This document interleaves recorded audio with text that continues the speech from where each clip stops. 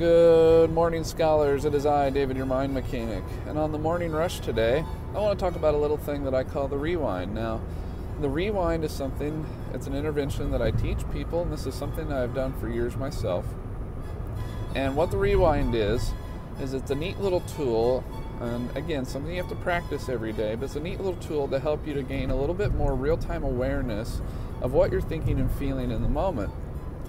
And what this looks like is, because we all have this hindsight thing, right? So how you apply this, and why I'm bringing up hindsight is, so you ever have one of those moments where, like let's take anger. So let's say you're having a conversation with someone and you just get really pissed off really quick. So we're going to put this on a 100-point scale, so 0 to 100. And then there's the red zone. Red zone is, that's when you're having an absolute freaking meltdown. You should not operate heavy machinery. You should not have a weapon or a blunt object in your hand. You would not be safe driving a car. And 100 is the most intense that you could think or feel something, and you'd still be a hot mess, but you'd be able to manage yourself okay.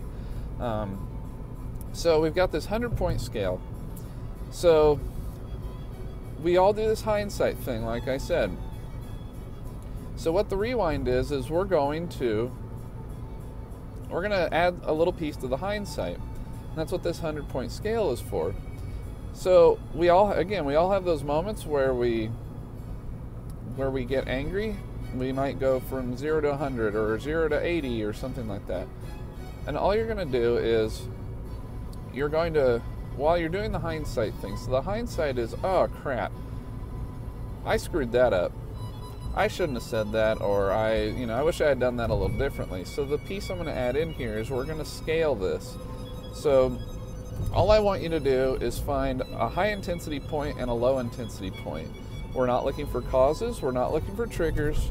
I just want you to identify on that 100-point scale. So if we take anger, all I want you to do is, if you're doing the hindsight, you're looking back on it, find a point of reference. So it could be anything from when my phone buzzed because someone sent me a text message. I was definitely at an 82 out of 100 for anger. It doesn't mean that the text message you got made you have an 82 out of 100 for anger. It's just it's a point of reference to remind you, yeah, I was feeling this intense at this particular moment. Then rewind back a little more. So you're going backwards through the event and then trying to identify a lower intensity point. Now, it doesn't have to be that much lower. It could be a 72 versus an 82, or maybe the only insight you have on it at the moment is maybe you don't remember feeling anything. So maybe in your memory, you were at a 0 before you started talking to that person. And then somewhere along the line, something got you. Now, that's it. Identify a high intensity point, a low intensity point, and move along.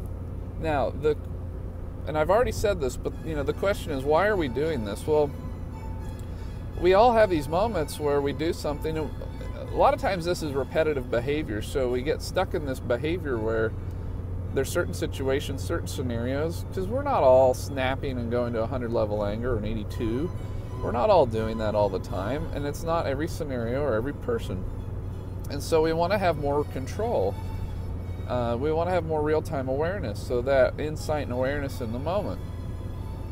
And the brain's a funny thing. It likes things to be efficient. And I'm going to tell you, it's taking me longer to tell you how to do this and explain it than it will for you to do it. This will take all of like 30 seconds, if that.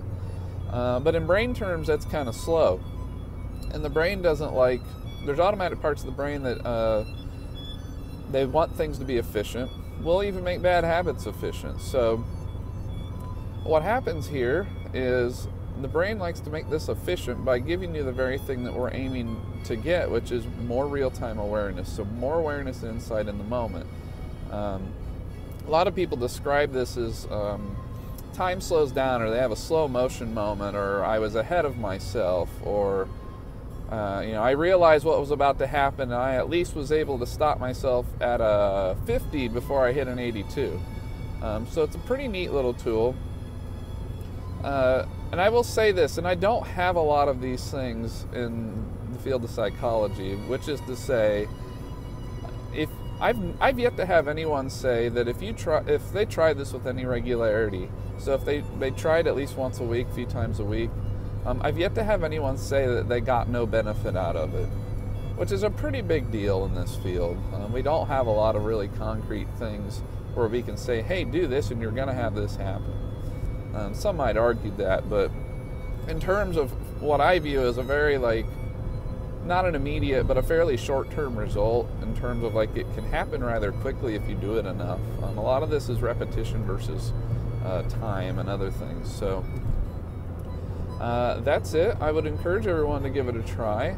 If you have any questions, you can email me at ytmindmechanic@gmail.com. There will also be a sheet in the description below. It's a visual for the rewind. And if you like this video, give it a thumbs up, and don't forget to subscribe.